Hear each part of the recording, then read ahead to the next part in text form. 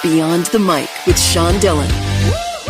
We're joined on the Starline by an award-winning podcast producer and host with a PhD in clinical psychology. Her tag team partner is producer, former radio personality, and editor who led the first major podcast workshop in Armenia. Their project is co-hosting The Turning River Road. We welcome Elin Lesser and Erika Lantz. Hi, thanks so much for having us. Hi, we're happy to be here. Friends, let's go beyond the mic. Why was it necessary to shine a light on insular communities? We think we can learn a lot from insular communities and cult-like groups and cults, because what happens in these groups is a difference in power dynamic, putting people on pedestals that leads to abusive situations. And it's kind of like a more extreme version of a lot of the abuses of power we see in general society and in different organizations or groups or families you might be a part of. So by looking at cults, it's like you can start to notice those patterns in a more extreme way and hopefully spot them in your own life as well. Elin, with the levels of devotion and passion that some of these communities have, how difficult is it for you to see the victims of the turning various stories? Yeah. I mean, honestly, some of the people we've talked to, hearing their stories, they're incredibly devastating. I mean, there are people being pulled into communities where they don't really know what they're getting into fully at the time. In our current season, The Turning River Road, I mean, it was a young girl who was even just 11 years old when she first joined the group because her parents decided to join and sell their house in Pennsylvania and move to the woods of Minnesota to live on a compound.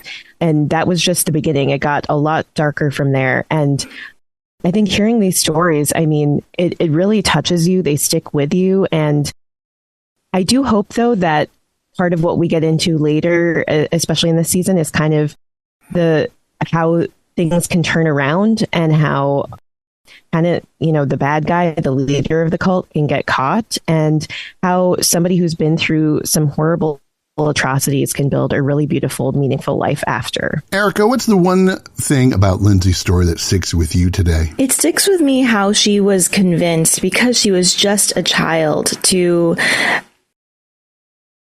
basically I guess she had to go along with what she was asked to do. And what she was asked to do was become one of 10 maidens that the leader, Victor Bernard, chose. These were young girls and women aged 12 to 23 who would be serving the church. That's ostensibly what they would do. But basically in this cult, it meant serving him. All of these girls moved away from their families to live next to him and just do whatever he wanted. That ranged from doing chores for the church, chores for him, and then he ended up abusing them. So the fact that she had to go through all of that and that her parents supported it is just heartrending to hear. Elin Lesser and Erika Lantz from The Turning River Road join us beyond the mic, and it's time for the Rocking 8. 8 random questions, answer with the first thing that comes to your mind. There is no pressure. Since we have 2 guests, we'll alternate questions. Elin, what's the one thing you miss from Copenhagen? Ooh, I miss the Danishes. I had a favorite bakery there, right in the center of the town, and I that was my little treat. Erika, your favorite teacher at Yale was? Maybe a professor who taught a class on James Joyce and Ulysses. I loved being in that seminar. Elin, who is your hero in the realm of psychology? Oh man. I guess Aaron Beck, because he created cognitive behavioral therapy and set a lot of change in the world of therapy in motion. Erika, ballet taught you discipline and attention to detail. How hard was it for you to let it go? I'm still working on that, but it's very freeing to let it go. I mean, there are pros and cons, but that'll be, I think, lifelong.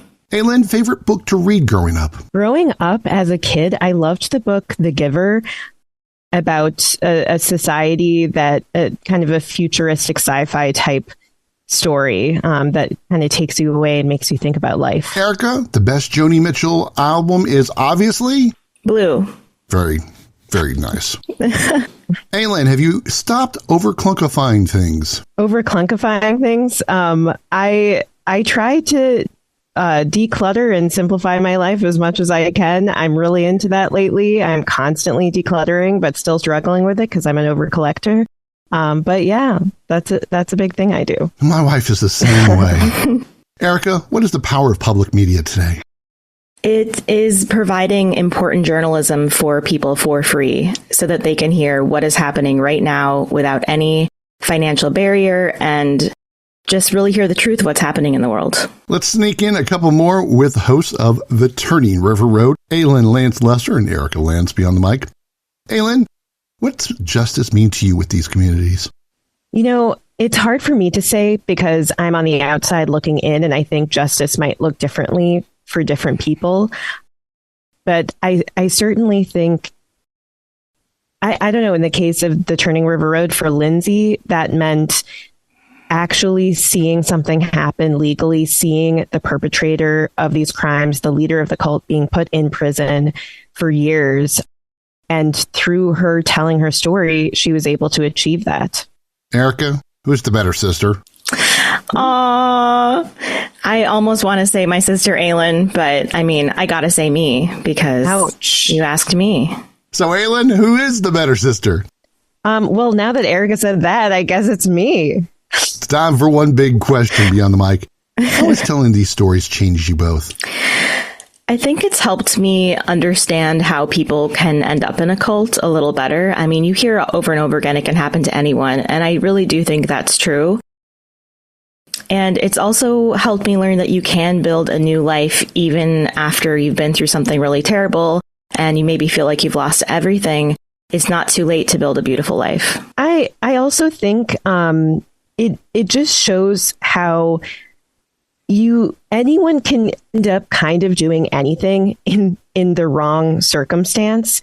And so it is up to each of us individually to take action in our lives or when we see something wrong happening around us. Like, it's such a simple lesson in a way, but